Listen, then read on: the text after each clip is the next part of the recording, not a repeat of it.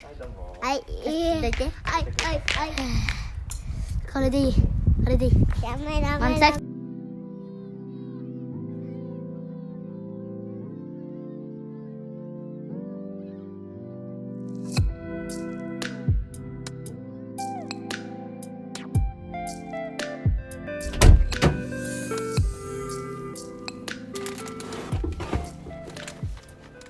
グレイニーフラワーズ足立です。地植えのオリーブの剪定に行ってきました。最初でもこんぐらいだ。あ、そんぐらいないか。マジか。だけど俺が変だ。いやでも分からんしな。こんぐらいか。そうそう。いやいや、こんぐらいこんぐらい。やっぱこんぐらいでかくなるんだよ。そうかな。いいねんな。問題はやっぱこいつが。これだけ後ろに伸びた木がここに当たるかもしれんけど、やっぱある程度ないと多分難しいかも。植えた当時はですね、3年ぐらい前かなというお話だったんですけども、80センチぐらいの丈のオリーブの苗を植えたそうです。詳しいお話は以前の動画でお伝えしておりますので、今回の動画でいうところのシリーズ3作目といったところでしょうか。よかったらそちらの方の動画もぜひ見てみてください。バッチリ。多分そうだな。やっぱあれか、光が南側からしか飛んで上からケンケンどうしても前にね。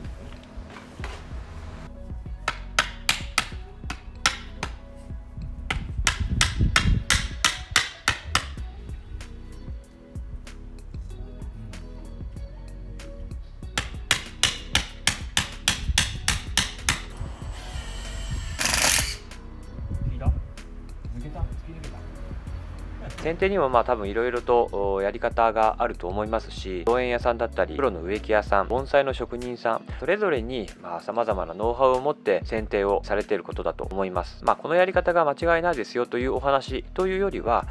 私の知り得る知識の中でこのオリーブを剪定をしてきましたと。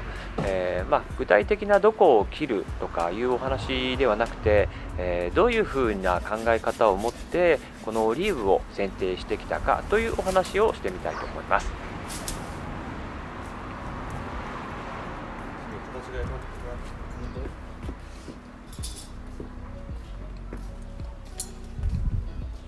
本ママでいた。やっぱり、どこに行くんだみたいな。今現在植わっている場所というのが建物の壁よりも30センチぐらい離れた場所の地面に植えている状態。オリーブにとって背中側、後ろっていうのはかなり壁が近い状態で、さらには屋根の軒が一応かぶっている状態になっているので、日光の光が当たるのがどうしても南側、正面側か両サイド、この部分しか強く当たらないんじゃないかなというふうに思います。ですのでそういう条件のもとオリーブが成長するのに光の方に向かって前の方ばかりが多分茂ってきたんじゃないかなっていう風なのが、この環境からもねそんな風な気がしておりますので、あながち外してないんじゃないかなというふうに思います。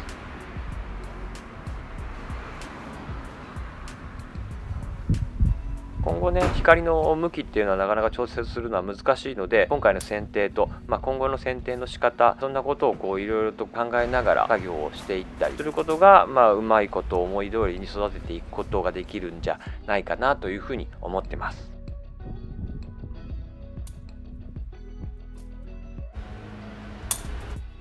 どんな風な形を目指そうかなっていうのを、剪定する前に考えたりするんですけども、今回この家のこのオリーブに関してはやはりまっすぐ上に向いた2本のオリーブ、それがね2つが同じぐらいの大きさで、2つで1つの緑の塊のような、そんな風になってくれるとすごく玄関の横の緑が生えて綺麗じゃないかなっていう風に思います。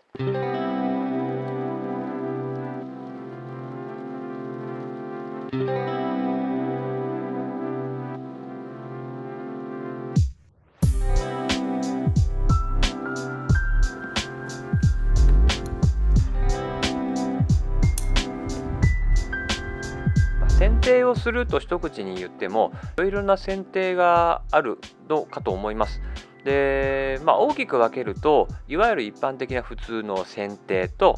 もう一つは強剪定、強い剪定というのがあると思います。ご存知の方はいらっしゃるかと思うんですけども、今回はねその後者強剪定を行ってきました。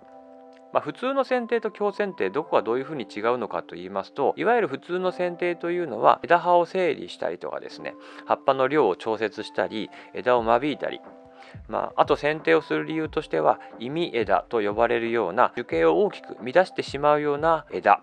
そういったものを早めに取り除いていくようなことが、普通のいわゆる剪定。もう一つの今回の強剪定というのは樹形そのものを大きく変えてしまうような、ある程度太いような枝までをも切り落としてしまう、そして葉っぱの量をかなり少なくしてですね、任意の形に決めてしまう、そういったようなイメージの剪定のことが強剪定なのかなというふうに認識しています。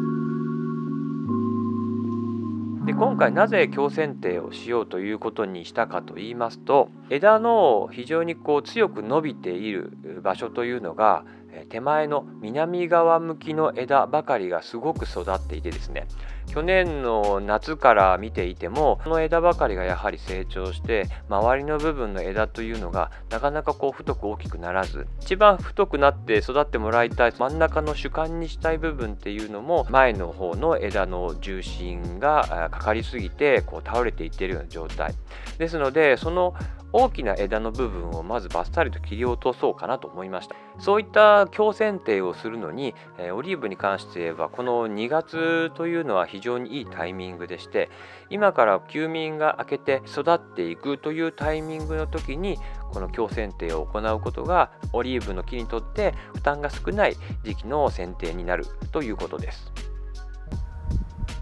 前に重たかったやつ全部切ってしまって、でこの季節にこれをやると今から新芽がいっぱい出てくるけん、枝がなくても枝になるぐらいの新芽がいっぱい出てくるんよ、こういうところとからも結構だからそれでまただんだん大きくなってって、でまた夏とか秋とか様子見つつ、やっぱすぐやっぱボーってなるけん、意外とすごいんよこの人、ボーってなるのが結構出るよな。出るで強剪定をするときに一番考えたのは、どこの枝を切るかということは後回し、先に考えたのはどの枝を残すことがいいのかなというふうな考え方でハサミを入れてきました。幹の元から上の方にまっすぐ伸びているものを残そうと、それを主幹にしようと思いました。でそこから脇に伸びている枝葉を短く切り詰めて、でまっすぐねシュッと上に向かって伸びていくような姿に整えました。でそうすることによって枝葉のボリュームが大きかった前の、部分を取り除くことによって重心の偏りを矯正してまっすぐ上に伸びるような形に仕立て上げられればなという期待で切り詰めました。今からね暖かくなっていくにつれて新しい芽がどんどんと伸びてくることは期待できます。とても成長が早くすぐね大きくなってここに伸びてほしくないなっていうようなところの枝がもうバンバン枝が伸びてくることが予想されます。ですので今から夏ぐらいまでの間にかけてちょくちょく伺ってですね、ここはあんまり伸びてほしくないなって思うような枝を見たらもうなるべくね若いうちに摘んであげると。若い芽を摘むっていうとあんまりいい意味で使ったりする言葉じゃないのかもしれないですけど、理想の樹形にするためにも人間ができる限りのことをこれからしていけたらいいなというふうに思ってます。引き続きこのオリーブこれから先どうなっていったのかっていうことが、皆さんにねお伝えできればなというふうに思ってます。オリーブの木、強剪定をこんなふうに私はしてきましたよっていうお話でした。ではまた次回の動画でお会いしましょう。ありがとうございました。酸性になっちゃうなんかね結構な酸性、これで測ったんよ。酸性になるってことはどういう？酸性がすごい悪いってわけじゃない。すごい悪いわけじゃないんやけど、オリーブに関しては弱アルカリ性の土壌の方が好ましいんよ。消えた。たまに石灰撒いてあげた方がいいんやけども。そうそうまたせっかい巻きに来よう。5.5 とか6なんよ。 5.5 とか6ちょっと賛成なんよなやっぱ。そうなんかこっちこれとか、そうやろ、ここすごいやろ、うんで関係があるかどうかはもう本当に正直俺もまだはっきり分からんけどさ、こっちの真ん中よりさこっちの方がなんかちょっと賛成やったんよ。ああそういうことな。でこんぐらいの太さの育ち方の違いが、もう他にだって同じところに植えちょってから違いがねえけんさ、うん